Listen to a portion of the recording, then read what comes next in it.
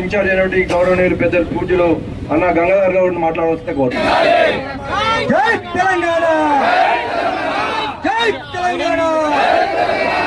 ఈనాటి కళ్యాణ లక్ష్మి షాదీ ముబారక్ మీద ఇప్పుడు మహిళలు కొంత మహిళలు పైకి రావాలి, మనం అంతా జరగాలి.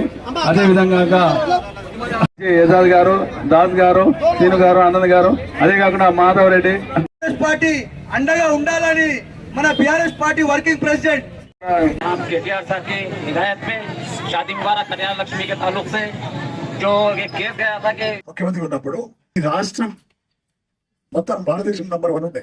ఈ రాష్ట్రం ఇవాళ ఎందుకు వచ్చింది తెలుసా మీకు? నంబర్ 13 వచ్చింది. దాని కారణం దొంగలు కాంగ్రెస్ పార్టీ వాళ్ళు వేరులు కాదు. ప్రతిరోజు ఏది సంక్షేమ సభ చేస్తారు, కేసీఆర్ తిట్టడము, కేటీఆర్ తిట్టడము, కుటుంబాలు తిట్టడము, వెళ్ళిపోవడం.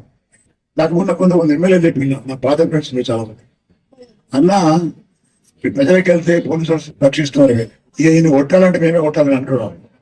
అవును, ఎమ్మెల్యేలే కొడతారు.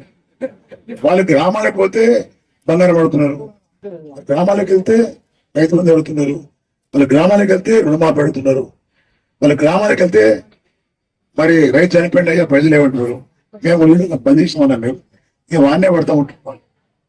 ప్రజలు కొట్టే పరిస్థితి ఎందుకంటే మనుషులు ఉన్నారు కాబట్టి. రైతులు కాదు, ప్రజలు కాదు, కొట్టేది అసెంబ్లీ ఎమ్మెల్యేలే. ఆ పరిస్థితి ఇప్పుడు దాపరించింది రేవంత్ రెడ్డికి.